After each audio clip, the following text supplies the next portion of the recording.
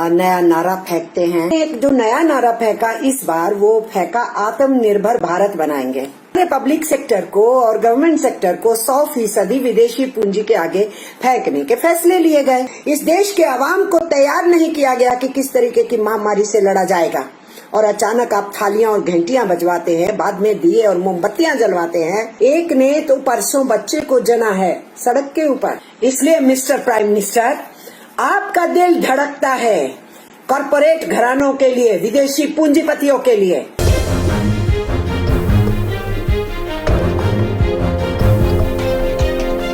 Lockdown के शुरू होने के बाद प्रधानमंत्री तीसरी बार देश को संबोधन करने के लिए आए, और हमेशा की तरह जो वो शब्दजाल फैलाते हैं, नया नारा फेंकते हैं, कुछ कैमोफ्लेजिंग करते हैं और कुछ झूठ भी बोलते हैं।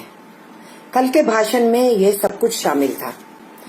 प्रधानमंत्री एक बहुत बड़ा झूठ बोले कि पीपीई और N95 की किट्स इस देश में नहीं बनती थी, मैंने बनवानी शुरू की। प्रधानमंत्री इस डॉक्यूमेंटेड ट्रुथ को नकार नहीं सकते कि 31 जनवरी से पहले और 8 फरवरी के बाद हिंदुस्तान इन सेफ्टी इक्विपमेंट्स को एक्सपोर्ट कर रहा था, और 24 मार्च तक एक एक्सपोर्ट जारी थी, और फिर सरकार के ही एक सर्कुलर के द्वारा, एक ऑर्डर के द्वारा उसको बाहर भेजना बंद किया गया। इसलिए ऐसा झूठ नहीं बोलना चाहिए जो डॉक्यूमेंट्स प्रूव करेंगे कि प्रधानमंत्री सच नहीं बोल रहे हैं। फिर प्रधानमंत्री ने एक जो नया नारा फेंका इस बार, वो फेंका आत्मनिर्भर भारत बनाएंगे। तो प्रधानमंत्री ये जानते नहीं है जो उनकी खुद की नीतियां रही हैं हिंदुस्तान के आत्मनिर्भरता को तोड़ने की। हमारे देश के पब्लिक सेक्टर को, गवर्नमेंट सेक्टर को कमजोर करने की पूरी कोशिश की गई 6 साल के अंदर। हमारे पब्लिक सेक्टर को और गवर्नमेंट सेक्टर को 100% विदेशी पूंजी के आगे फेंकने के फैसले लिए गए, और विदेशी पूंजी को ज्यादा से ज्यादा रियायत देने के लिए हिंदुस्तान के श्रम कानूनों को कमजोर किया गया, और उसके साथ साथ हमारे किसानों की जमीन को बड़ी आसानी से छीन लेने के लिए कई बार ऑर्डिनेंस लाए गए। तो कौन सी आत्मनिर्भरता की बात कर रहे हैं प्रधानमंत्री?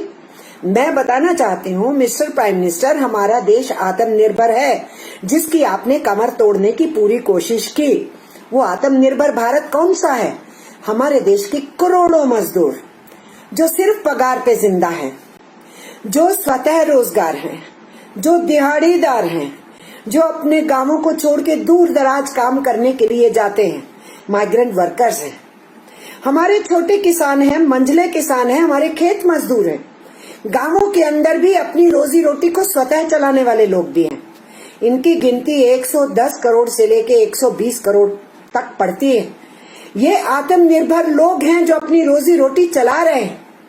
उनके ऊपर गाज गिरी ये जो अचानक लॉकडाउन बिना तैयारी के आपने किया, उनके लिए कल के भाषण में आपके पास एक भी लफ्ज नहीं था, और आपका पूरा का पूरा ये जो सपना दिखाने का काम था और 20 लाख करोड़ के पैकेज की जो आपने बात की, फिर से आप इस देश की बिल्डर्स लॉबी, कॉरपोरेट घराने और दुनिया की वित्त पूंजी, उन सबकी सेवा में आप कैसे जुड़ेंगे? आप केवल उन्हीं चीजों का संज्ञान ले रहे थे। लोकल की बात कर रहे थे ना आप। आपके जो लोकल के उदाहरण थे, वो सप्लाई जो है, वो सप्लाई चेन इस देश के लोग दशकों से कर रहे हैं। लेकिन आप जिस सप्लाई चेन का चर्चा कर रहे थे, वो सप्लाई चेन है एक्सपोर्ट ओरिएंटेशन की और बड़े क्षेत्र की।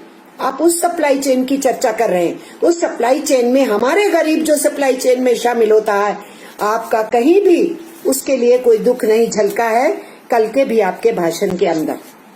और इसलिए मैं ये कहना चाहती हूँ, आपने बोल दिया कि 4 महीने से पूरी दुनिया जो है इस महामारी से भिड़ रही है, लेकिन उस 4 महीने की लड़ाई के अंदर भारत शामिल नहीं था, क्योंकि आपने दिसंबर महीने से ये पूरी दुनिया में चल रहा है, आपने मार्च के महीने तक संज्ञान नहीं लिया। आपकी पार्लियामेंट चलती रही, आपने पार्लियामेंट को कॉन्फिडेंस में नहीं लिया। मैं ये बात पहले भी कह चुकी हूँ, मैं दोहरा रही हूँ, आपने सरकारों को, राज्य सरकारों को कॉन्फिडेंस में नहीं लिया। हमारे देश के मजदूरों को, किसानों को कॉन्फिडेंस में नहीं लिया, नागरिकों को कॉन्फिडेंस में नहीं लिया।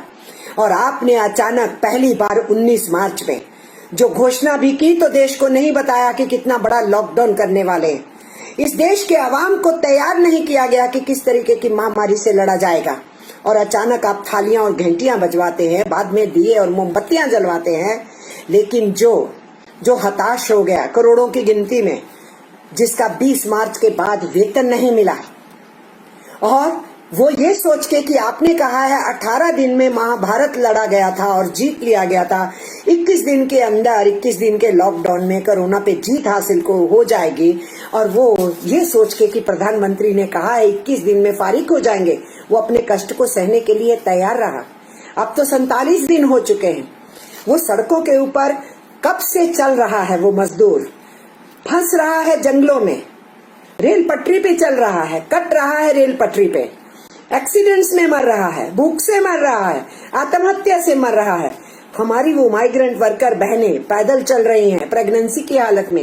एक ने तो परसों बच्चे को जना है सड़क के ऊपर, और इस तरीके से हम ये देख रहे हैं।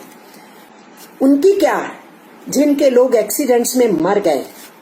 आपने कहा कि गांवों की तरफ देखो, ये सब गांवों की तरफ ही तो जा रहे थे, जिनको पहुंचाने का इंतजाम आपने नहीं किया।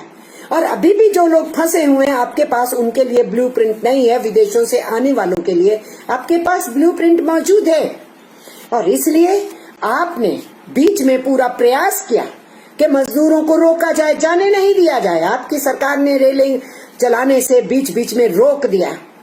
ये सब कुछ आपने किया, और आप ये कह रहे हैं आत्मनिर्भर भारत बनाएंगे। और जो आत्मनिर्भर भारत है, खुद कमा के खुद खाता है, उसके लिए आपके इस पैकेज के अंदर कुछ भी शामिल नहीं है। उसकी आपने बात नहीं की, उसके कष्ट के साथ आपने आवाज नहीं उठाई। और आप बात क्या कर रहे थे चीफ मिनिस्टर्स के साथ? कंपैशन होना चाहिए, स्टेट्समैनशिप होनी चाहिए। ये कंपैशन है मिस्टर प्राइम मिनिस्टर कि आपने एक लफ्ज नहीं बोला कष्ट में रहने वाले लोगों के लिए, और आपने कह दिया कि तपस्या कीजिए और त्याग कीजिए। जो लोग नवाले के लिए तरस रहे हैं, कैश नहीं उनके हाथ में, उनके लिए आप त्याग और तपस्या की बात कर रहे हैं। एक और बहुत बड़ा झूठ आपने बोला कि सबको कैश मिल गया घरों में बैठ के, आपको चिंता नहीं हुई डिजिटल इंडिया में। झूठ बोल रहे हैं।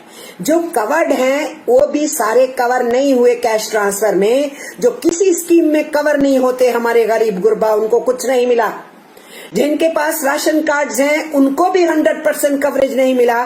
जिनके पास राशन कार्ड नहीं, वो भी उसी बदतर हालत में हैं, उनको राशन नहीं मिला। और अभी भी लंबी लंबी लाइनों में फिजिकल डिस्टेंसिंग की परवाह किए बिना मजदूर 6-6 घंटे खाने के इंतजार में खड़ा रहता है। आपने संज्ञान नहीं लिया। उन 2 बच्चों का भी संज्ञान नहीं लिया, जिनका पिता उनकी माँ को साइकिल के ऊपर वापिस अपने गांव लेकर के जा रहा था, और वो बच गए हैं, माँ बाप मर गए हैं। इसलिए मिस्टर प्राइम मिनिस्टर, आपका दिल धड़कता है कॉरपोरेट घरानों के लिए, विदेशी पूंजीपतियों के लिए, और इस देश की बड़ी बड़ी लॉबी के लिए। इसीलिए आपके पैकेज के अंदर उनके लिए कुछ नहीं था। चैनल को सब्सक्राइब नहीं किया है तो प्लीज सब्सक्राइब कीजिए, और ताज़ा अपडेट पाने के लिए बेल आइकन को दबाना ना भूलें।